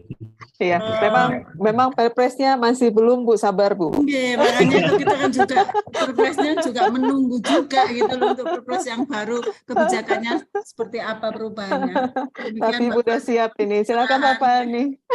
Komennya dari Bu Afida. Terima kasih Bu Afida nih. Teman-teman Pokja nih yang sudah mulai juga ancang-ancang lah untuk menyiapkan metode SBO ini. Jadi kalau memang nanti pekerjaan konstruksinya akan dilaksanakan dengan metode SBO, berarti kan nanti PPK akan mengusulkan ada paket tender pengadaan barangnya, Bu. Dan yang kedua ada paket tender untuk pekerjaan konstruksinya. Ya, jadi ada dua jenis pengadaan nanti, ya, ada pengadaan barangnya, ada pengadaan pekerjaan konstruksinya. Nah, cara pengadaannya tentu saja mengikuti proses pengadaan yang sudah ada sekarang ya, bisa melalui tender atau ada kalau memang nilainya kecil bisa pengadaan langsung, atau kalau penyedia jasa barangnya hanya satu bisa dengan penunjukan langsung dan seterusnya. Jadi cara pengadaannya sih tetap sama menggunakan metode yang sudah ada. Mungkin yang berbeda nanti di dalam penyusunan dokumen pemilihan, terutama untuk yang pengadaan tender pekerjaan konstruksinya Bu Ida, Bapak Ibu semua ya. Jadi memang harus di dalam proses dalam proses penyiapan dokumen pemilihan ini dari awal persiapan pengadaan PPK yang sudah menyampaikan daftar material, bahan atau peralatan yang itu nanti akan disuplai oleh pengguna jasa ya. Jadi harus ada itu ya, mereka mengusulkan mengusulkan tender PK disertai dengan daftar tadi ya, ada ada bahan, ada material, ada peralatan apa saja ya yang nanti itu akan disediakan oleh pengguna jasa ya. Jadi sehingga nanti para peserta tender fisik itu Bu Ida, Bapak Ibu semua tidak kemudian menawar lagi harga di situ ya. Jadi HPS pun nanti perlu direview juga Bapak Ibu semua ya, HPS yang ditawar HPS yang disampaikan oleh PPK itu harus sudah tidak memasukkan lagi biaya-biaya untuk bahan, material, peralatan yang itu disuplai oleh pengguna jasa ya, karena itu kan nanti masuk ke HPS-nya pengadaan barang tadi, masuk ke HPS-nya pengadaan material ya, masuk ke sana. Nah, untuk HPS pekerjaan fisiknya yaitu harus dikeluarkan oleh PPK, jadi jangan gabungan. Jadi tinggal sisanya ya hanya HPS untuk bahan material yang tidak disuplai oleh pengguna jasa dan HPS untuk pekerjaan pemasangannya. Jadi mungkin bayangan saya nanti di AHSP-nya pun harus dilihat oleh teman-teman PPK nih ya, pada saat menyusun analisa harga satuan pekerjaan harus dipisahkan juga tuh ya, mana yang kemudian nanti masuk ke mana yang akan dilaksanakan dengan metode SBO, kemudian mana nanti yang akan dilaksanakan dengan metode tender biasa gitu.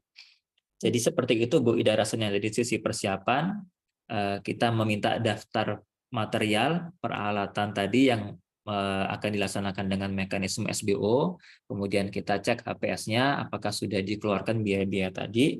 Nanti dalam dokumen pemilihannya ya perlu kita tuliskan hal tadi ya, bahwa material bahan yang akan dilaksanakan dengan SBO adalah ini ya.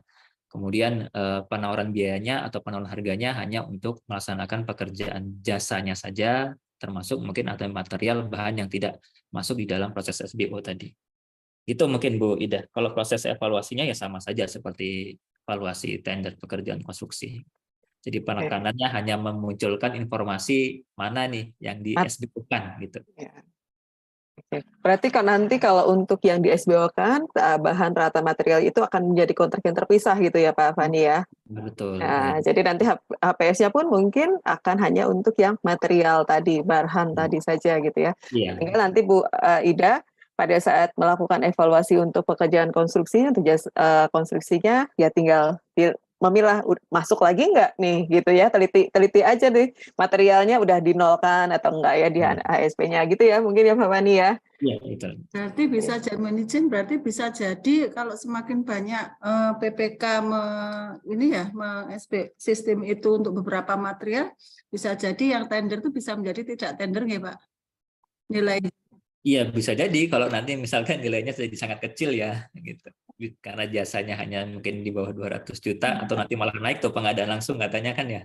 Iya makanya tuh bisa jadi penyedia juga semakin banyak itu penyedia juga akan males ininya udah sudah dilaksanakan oleh vendor lain sehingga kan akan semakin ini ya maksudnya banyak yang mungkin merasa tidak menguntungkan gitu karena Iya betul. Jadi saya jadi ingat juga nih yang disampaikan Bu Ida tadi. Ya kalau memang semua material bahan peralatan itu nanti dilaksanakan dengan mekanisme SBO, memang tidak jadi menarik buat kontraktor umum, ya kan? Bisa jadi nggak ada yang menawar nanti akhirnya, nggak ada yang mau kerja. Tidak menjadi menarik dan tidak ada yang menawar gitu. Seandainya pekerjaan-pekerjaannya memang hanya tinggal pekerjaan yang saja menurut penyedia, gitu Pak.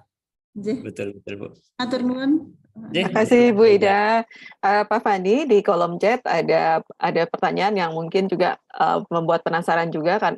Ini berapa persen sih owner bisa belanja materialnya kalau kita pakai SBO ini? Ada nggak persentase yang bisa ataukah semua? Kalau tadi kan penjelasannya ada oleh Pak Fani. Mungkin ini perlu diulang lagi nih Pak Fani. Kalau secara teorinya sih nggak ada Bu Heni ya Bapak Ibu semua. Jadi mau semua material bahan mau dilakukan dengan mekanisme SBO pun bisa ya.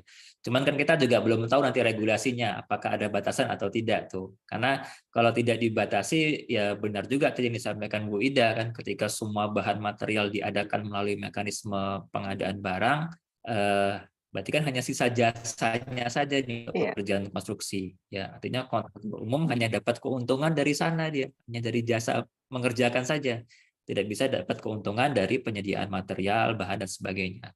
Padahal resiko pekerjaannya nanti kan ke mereka semua ya, ketika terjadi kegagalan konstruksi, kegagalan bangunan, resikonya kan tetap di kontraktor umum Bapak Ibu semua gitu.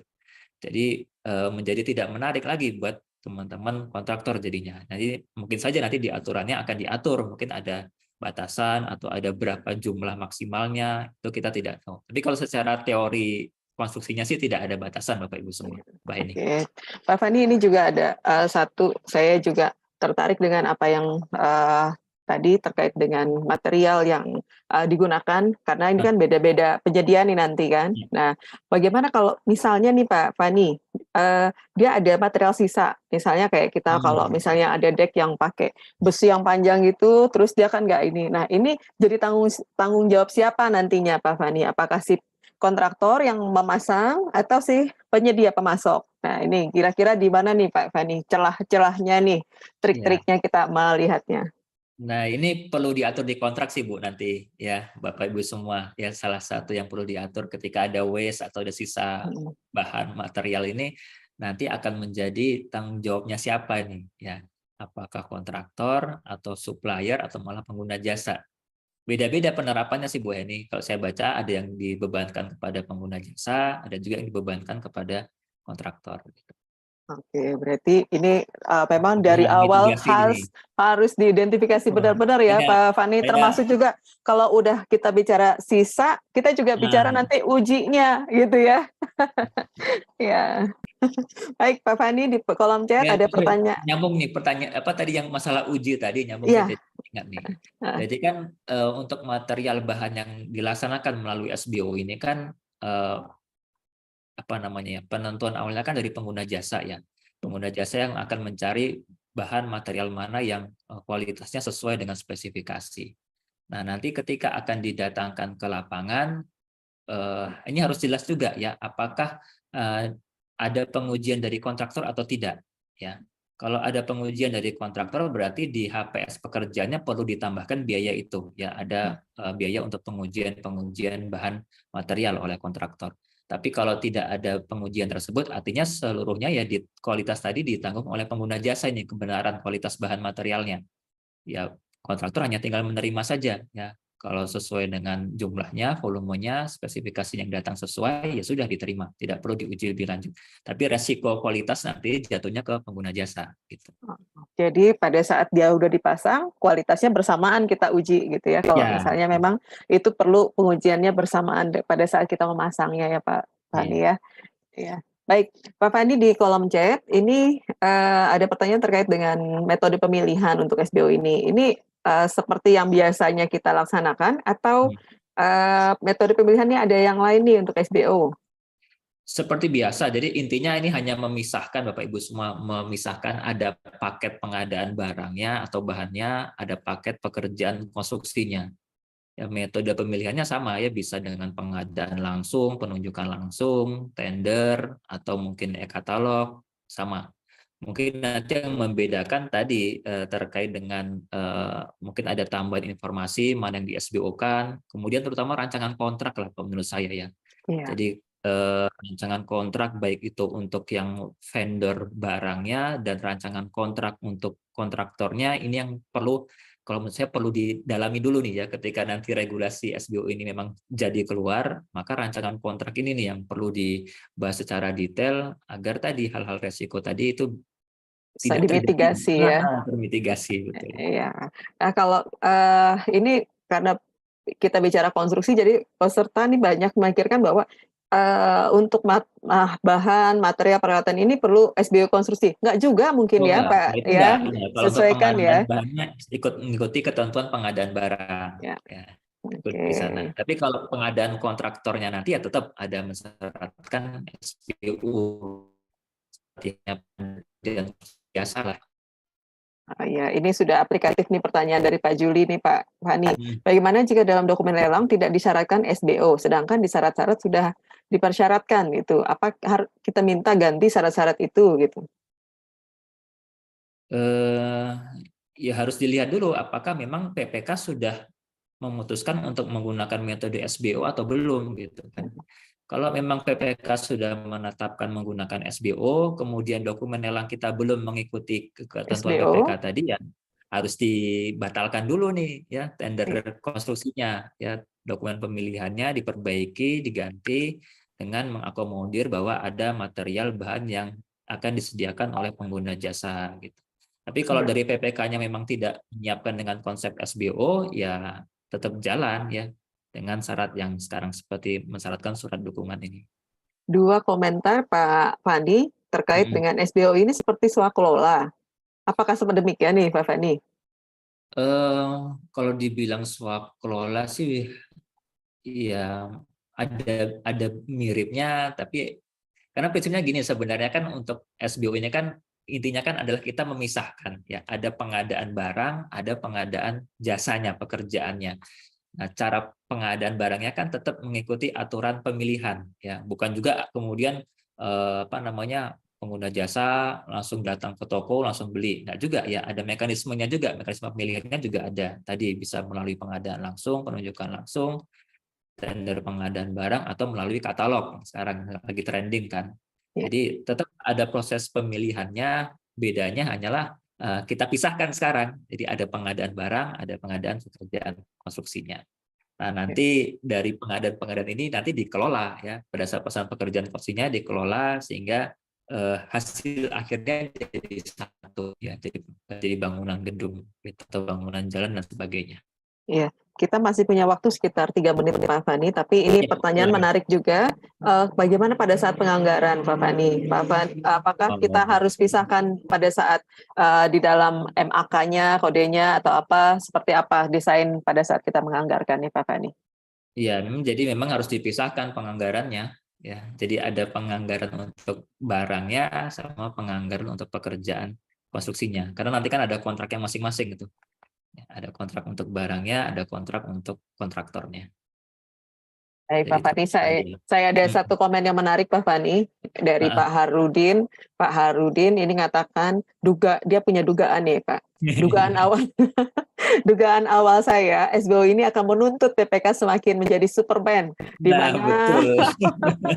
mana awalnya PPK cuma ngontrol mengawasi penyedia, maka dengan SBO ini dia akan mengontrol lebih banyak penyedia. Nah, itu Bapak Ibu semua yang tadi sudah kami juga coba ingatkan kan. Jadi begitu dengan metode SBO ini yang dikelola PPK itu bukan hanya satu penyedia nih ya, tapi mengelola banyak penyedia dengan satu tujuan untuk bisa saling kolaborasi, semuanya menghasilkan bangunan konstruksi yang mau dimau tadi kan. Jadi memang bukan lagi jadi Superman, tahu lagi super lagi super gitu.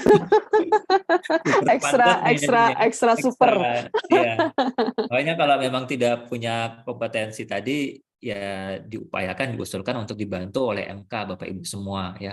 Kalau misalkan pimpinan mengusulkan gunakan SBO nih, nah, ketika diidentifikasi cukup banyak material bahan yang harus di SBO-kan, ya sebaiknya kita juga mengusulkan Pak, kami dibantu oleh konsultan MK ya, jangan hanya sekedar pengawas saja.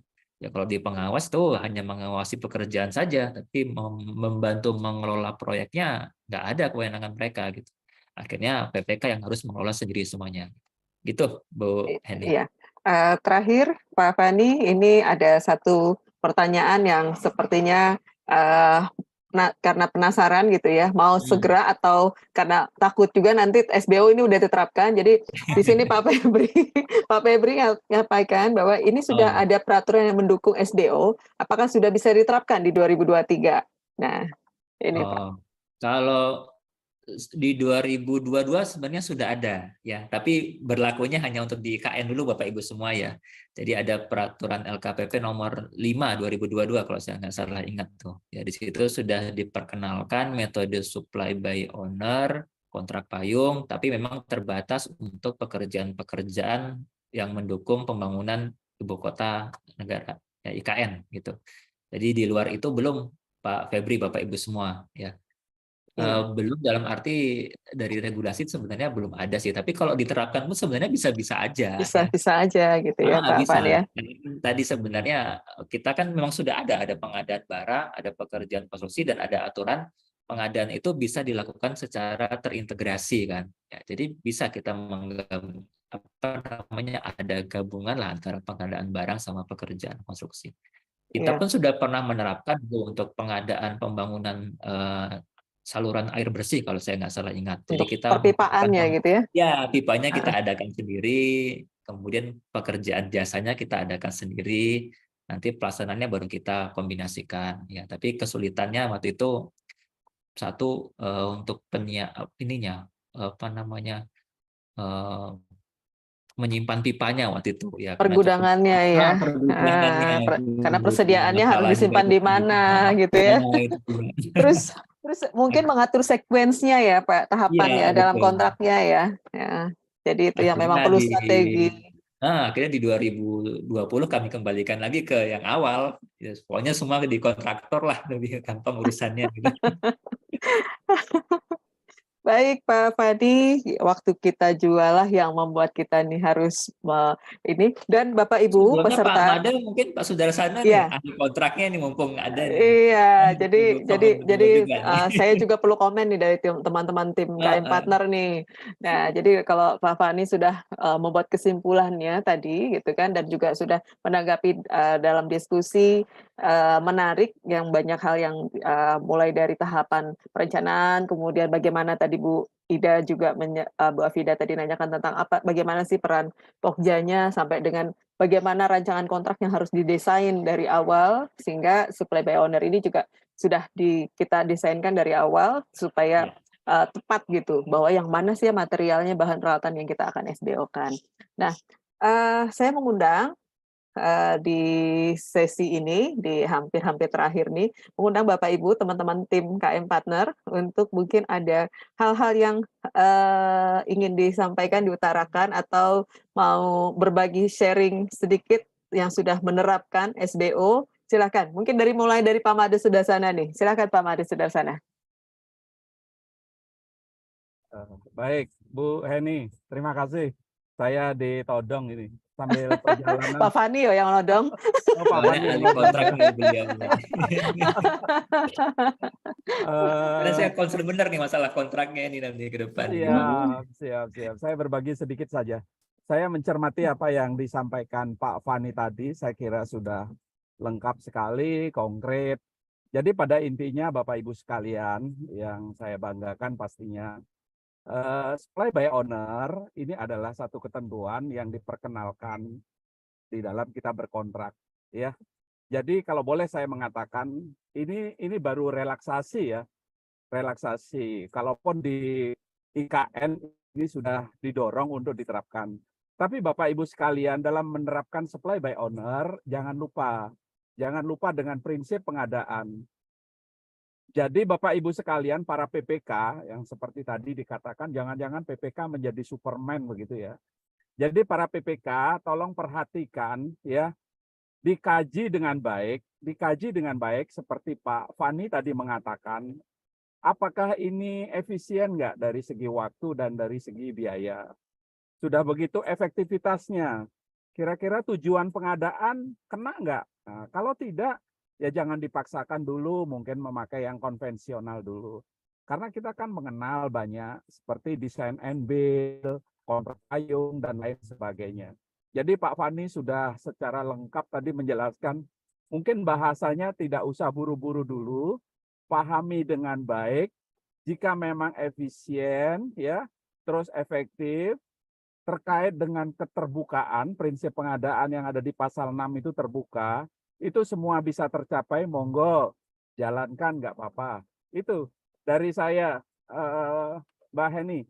Terima kasih Pak Made. Ini kayaknya sefrekuensi tadi saya mau di akhir tadi mau nyampaikan Pak Made, ini udah keduluan Pak Made mengatakan doing the right thing gitu ya, efisien. Oh betul, ya. Iya kan? Jangan lupa efisien waktu, efisien biaya. Betul. Terus ingat juga value for money-nya biar kena gitu. Jadi jangan dipaksa-paksakan. Oke. Iya, terima kasih Pak Made. Kalau Mbak Ira, Mbak Juni Irawati, Mbak Ira masih bergabung? Kayaknya udah off cam ini, masih di perjalanan. Baik, Pak Fani, sepertinya sisa kita bertiga ini. Pak KM tadi ada kegiatan, jadi makanya tadi udah ucapin permohonan maaf di awal Pak KM tadi. Nah, jadi saya persilakan Pak Fani untuk mungkin ada closing statement terkait dengan SBO, dan nanti saya juga mohon Pak Made Sudarsana mewakili dari KM Partner untuk menutup Pak Made ya. Untuk menutup kegiatan kita pada sore hari ini ya. Nah, mungkin udah malam ya, udah maghrib ya di Indonesia Timur ya. Baik, silakan Pak Fani Duha untuk closing statement. Terima kasih banyak Bu Heni, Pak Sudarsana. Yang pertama terima kasih banyak ya sudah diundang dalam kegiatan webinar pada sore hari ini. Saya selalu suka nih kalau namanya webinar gini, karena dari diskusi-diskusi seperti inilah nih banyak tambahan-tambahan pengayaan pengetahuan juga ya, karena juga saya bukan Superman juga Bu Heni, Bapak Ibu semua. Ada juga hal-hal yang saya juga tidak pahami, atau implementasi di lapangannya ternyata disampaikan Pak Ruyanto tadi ya tidak selalu sejalan dengan yang diatur di dalam regulasi. Jadi terima kasih banyak. Yang pertama sudah diundang ke sini, dan yang kedua terkait dengan materi kita pada hari ini, Bapak Ibu semua, sekali lagi yang sudah kita sampaikan tadi ya, bahwa apapun metodenya ya, semua pasti ada sisi baik, sisi buruknya ya. Ada manfaatnya, ada mudaratnya, ada kebaikannya, ada resikonya. Nah, tinggal kita kemudian bagaimana mencoba mengidentifikasi ya sejauh apa sih metode ini bisa membantu pekerjaan kita. Ya, sejauh apa metode ini bisa membuat pekerjaan kita tadi lebih efisien, lebih efektif, dan membuat kita juga lebih nyenyak tidur Bapak Ibu semua kan. Jadi jangan sampai kemudian kita menggunakan metode yang justru merepotkan kita sendiri, membuat kita juga hari ini selesai tapi masih dipanggil-panggil 5-10 tahun ke depan gitu. Jadi intinya adalah pahami dulu Bapak Ibu semua ya, tidak ada metode yang terbaik, sekali lagi tidak ada metode yang terbaik ya. Metode tradisional itu baik, metode SBO itu baik, metode design and build itu baik ya. Tinggal bagaimana kita tadi ya mengelolanya, artinya ya perlu meningkatkan kompetensi kita Bapak Ibu semua ya. Saya makanya tadi salut dengan semangatnya Pak Ruyanto tadi ya, sudah senior tapi beliau masih mengikuti webinar-webinar terus nih. Jadi luar biasa sekali, menjadi salah satu contoh juga buat kita semua. Ya tidak ada kata tua untuk belajar ya, tidak ada kata senior untuk belajar, untuk terus belajar hal yang baru. Saya rasa itu mungkin Pak Heni, Bu Heni, Pak Sudarsana, dan Bapak Ibu semua, sekali lagi terima kasih banyak. Mohon maaf apabila ada hal-hal yang kurang berkenan. Terima kasih, kami kembalikan ke Kami yang mengucapkan terima kasih ke Pak Fani Duha karena sudah mau berbagi untuk kami semua dari KM Partner dan peserta, Bapak Ibu peserta pada sore hari ini. Dan kalau saya menyampaikan bahwa ini lebih banyak manfaatnya Pak daripada mudaratnya ya. Dan untuk menutup kegiatan kita pada sore hari ini, mungkin juga ada pengumuman-pengumuman yang beberapa hal terkait dengan webinar ini mungkin tidak hanya sampai dengan kita belajar tentang kulit luarnya masih nih, gitu ya. Mungkin nanti akan ada hal-hal yang tadi disampaikan Pak Halid di awal bahwa ini adalah serial yang dipersembahkan oleh KM Partner, dan untuk itu saya persilahkan ke Pak Made Sudarsana untuk menutup, sekaligus mungkin ada hal-hal penting lainnya yang terkait dengan kegiatan-kegiatan webinar bersama dengan KM Partner pada kesempatan ini, Pak. Silahkan Pak Made. Baik Bu Heni, Bapak Ibu sekalian, saya mewakili Bapak Direktur. Kebetulan Pak Direktur lagi ada acara di Balikpapan ya, jadi saya ditugaskan untuk menutup acara ini. Yang pertama pastinya saya mengucapkan terima kasih kepada narasumber Pak Fani ya, partner kerja kita dari Kementerian PUPR. Terima kasih buat Ibu Heni. Bapak Ibu sekalian ya, mungkin hadir di sini ada yang pengguna anggaran, ada yang kuasa pengguna anggaran. Tentunya yang banyak nampaknya di sini ada pejabat pembuat komitmen ya, yang tidak sabar lagi ingin mendengarkan. Bahkan tadi kalau tidak salah dari ada Pokja juga yang sudah siap-siap mau menerapkan SBO. Jadi saya senang sekali Khalid Mustafa tidak akan henti-hentinya menyelenggarakan berbagi dengan Bapak Ibu sekalian terkait hal-hal yang baru. Jadi saya atas nama KM Partner mengucapkan terima kasih banyak atas partisipasi Bapak Ibu sekalian. Tadi saya lihat jumlah partisipan itu sudah di atas 160-an Pak Fani. Betul, ya, betul Pak ya, Made. jadi sudah banyak sekali. Jadi kita akan tetap selalu berbagi dengan Bapak Ibu sekalian. Mudah-mudahan kita bisa jumpa di lain kesempatan ya. Terima kasih, apa yang disampaikan Pak Fani bisa bermanfaat. Saya atas nama KM Partner mengucapkan terima kasih. Selamat sore, sampai jumpa di lain kesempatan. Ya. Terima kasih Pak Made. Dengan ucapan terima kasih. Ya.